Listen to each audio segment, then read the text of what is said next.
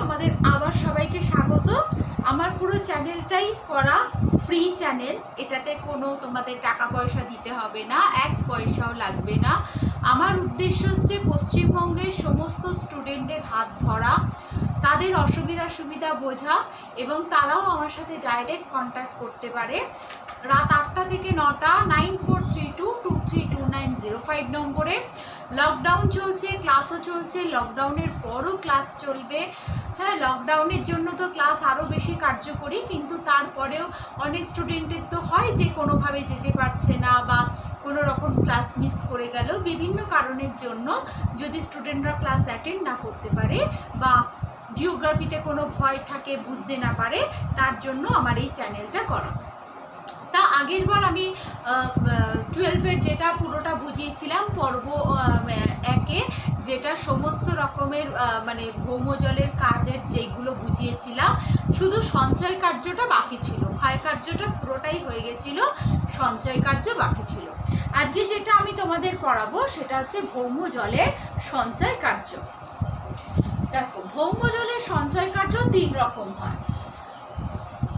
এটা একটা গুহা, এখান থেকে নদীটা যাচ্ছে, ঠিক আছে। এবার এই ভৌমজলের সঞ্চয় কার্য 3 রকম হয়। একটা হচ্ছে ড্রিপস্টোন, প্রান্তপ্রস্তর, যেটা ওপর থেকে নিচে, গুহার ওপর চাল থেকে নিচে ফোঁটা ফোঁটা করে পড়ে হয়। কিভাবে হয় আমি পরে ডিটেলসে আসছি। তারপরে হচ্ছে ফ্লো স্টোন বা প্রবাহ প্রস্তর। সেটা কি, এই যে নদীর জলটা যাচ্ছে, এই নদীটা যেখান দিয়ে যাচ্ছে সেইখানে কিছু সে সঞ্চয় কাজ করে থাকে, সেটাকে বলা হচ্ছে ফ্লো স্টোন। নদীর প্রবাহপাতের সাথে যে সঞ্চয়, সেটাকে বলা হচ্ছে ফ্লো স্টোন। নেক্সট হচ্ছে নদীর প্রান্তে গিয়ে যখন নদীর জল উপচে পড়ে, নদীর জল যখন উপচে পড়ে তখন এই দুটো নদীর যে প্রান্ত, এই প্রান্তে যে সমস্ত সঞ্চয় কাজ করে সেটাকে বলা হচ্ছে রিমস্টোন। তাহলে নদী যে যখন যাচ্ছে সেই অঞ্চলে যে সঞ্চয় কার্য করছে সেটা ফ্লোস্টোন, প্রবাহ প্রস্তর।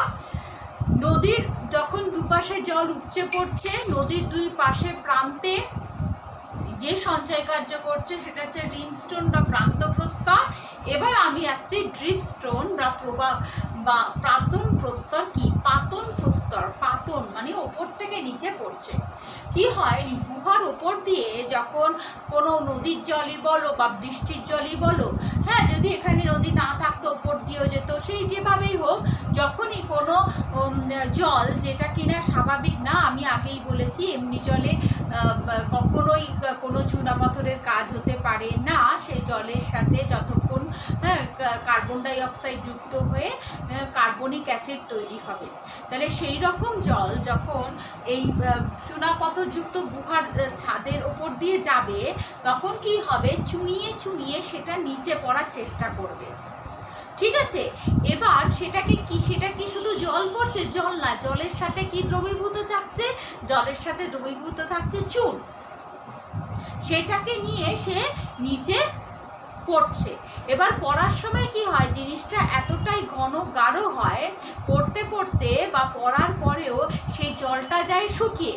অনেক সময় কি হয়, পড়তে পড়তে চুনাপাথর ছাদে, ধরো চুনাপাথর, এখান থেকে জল পড়ছে, জল পড়তে পড়তে এত ঘন, ধরো জলটা শুকিয়ে গেল, জলবিন্দুটা থেকে গেল চুন, তাহলে এখানে এক বিন্দু চুন সঞ্চয় হলো। এরকম করে বিন্দু বিন্দু বিন্দু বিন্দু করে সঞ্চয় হতে হতে হতে হতে দেখা যাবে যে চুনাপাথরের ছাদ থেকে ঝুড়ির মতন একটা চুনের ঝুড়ি নিচের দিকে নামছে। এটাকে বলা হয় স্ট্যালাকটাইট। তাহলে কি হলো, ওপর থেকে যখন এই চুন মিশ্রিত জল পড়ছে, সেটাতে কি হবে, যখনই পড়ার সময় তখন কি হবে, আস্তে আস্তে যদি জলটা শুকিয়ে যায়, তাহলে সে আর পড়তে পারলো না মাটিতে, সেটা ওপরেই থেকে গেল, চুনটা, জলটা শুকিয়ে গেল, চুনটা ওপরেই থেকে গেল। এরকম বিন্দু বিন্দু বিন্দু বিন্দুভাবে চুনটা সঞ্চিত হতে হতে হতে হতে দেখা যায় একটা চুনের ঝুড়ি ওপর থেকে নিচে নামছে, সেটা হচ্ছে স্ট্যালাকটাইট। এবার আসছে স্ট্যালাগমাইট। স্ট্যালাগমাইটটা কি না, ধরো ওপর থেকে যখন চুন মিশ্রিত জলটা নিচে পড়ে গেল, ঠিক আছে, চুন মিশ্রিত জলটা নিচে পড়ে পড়ে পড়ে এখানে সঞ্চিত হয়ে হয়ে হয়ে হয়ে কি হচ্ছে, সঞ্চিত হয়ে হয়ে সেটা মেঝে থেকে ওপরের দিকে ক্রমশ উঠছে, মেঝের থেকে ওপরের দিকে ক্রমশ উঠছে। ঠিক আছে, এই ধরনের যে সঞ্চয়জাত কাজ সেটাকে বলা হয় স্ট্যালাগমাইট। ওপর থেকে যেটা ঝুড়ি নামছে স্ট্যালাকটাইট, আর নিচ থেকে যেটা ওপরে উঠছে সেটা হচ্ছে স্ট্যালাগমাইট। ঠিক আছে, এবার ধরো ওপর থেকে এই স্ট্যালাকটাইট উঠছে আর নিচ থেকে এই ওপর থেকে স্ট্যালাকটাইট নামছে, নিচ থেকে স্ট্যালাগমাইট উঠছে। এরকম উঠতে উঠতে নামতে নামতে কি হবে, একটা সময় আসবে দুটো এরকম মিশে যাবে। মিশে যেটা তৈরি হবে সেটা হচ্ছে চুনের স্তম্ভ বা একটা পিলার তৈরি হবে। ঠিক আছে, স্ট্যালাকটাইট স্ট্যালাগমাইট নেবে একটা চুনের স্তম্ভ বা পিলারের সৃষ্টি হবে। নেক্সট আমি আসছি ড্রেপ। ড্রেপটা কি, ড্রেপ বা পর্দা। কি হয় অনেক সময় অনেকগুলো স্ট্যালাকটাইট একসাথে মিশে গেলে, হ্যাঁ, বা যেখানে এটা সেখানেই হয় যেখানে প্রচণ্ড মানে ফোঁটা ফোঁটা ফোঁটা ফোঁটা এন্টার চুনাপাথরের গুহার অঞ্চল থেকে জল পড়তে থাকে। সেই রকম যেখানে অনেকটা জল নিচে পড়ে সেখানে কি হয়, দেখা যায় অনেকগুলো ছোট ছোট স্ট্যালাকটাইট হ্যাঁ জমে এরকম একটা চুনের পর্দা সৃষ্টি হলো। এই চুনের পর্দাটাকে বলা হচ্ছে ড্রেপ। এই চুনের পর্দাটাকে কি বলা হচ্ছে, ড্রেপ। ঠিক আছে, সেখানে উপরের প্রবাহ বেশি থাকলে বা জলের বেশি হলে তখনই এটার সৃষ্টি হবে। এছাড়া একটা আছে হেলিকটাইট। সেটা কি না, ধরো যেখানে খুব কম জলবিন্দু পড়ছে কিন্তু হাওয়া প্রচণ্ড, তখন কি হয় ওই জলবিন্দুটাকে ও ঠিক সোজাসুজিভাবে নামতে দেয় না, কখনো সেটা এদিকে বেঁকে যায়, কখনো সেটা এদিকে বেঁকে যায়, নানান রকম বা মূর্তির মতো থাকে।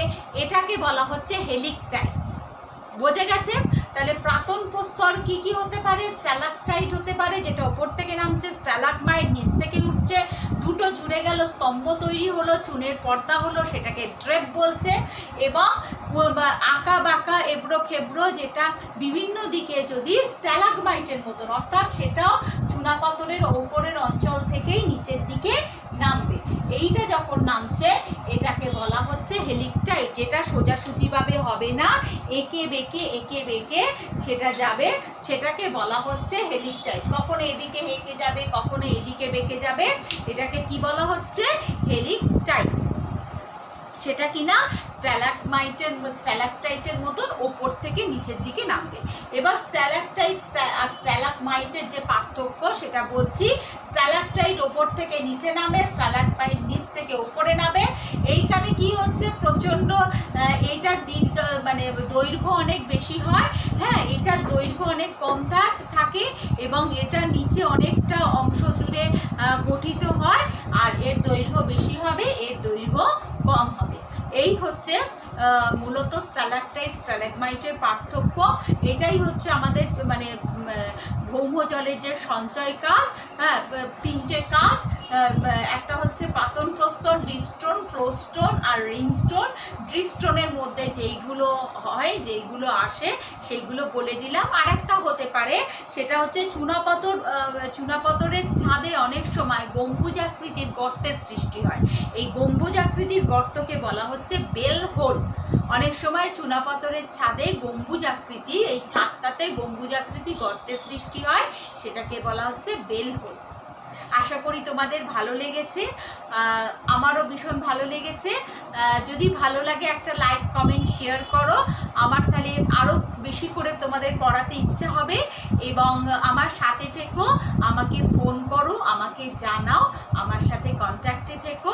পশ্চিমবঙ্গের সমস্ত স্টুডেন্ট জিওগ্রাফির জন্য 7 to 12 জন্য কোনো ভয় করো না, আমি রয়েছি।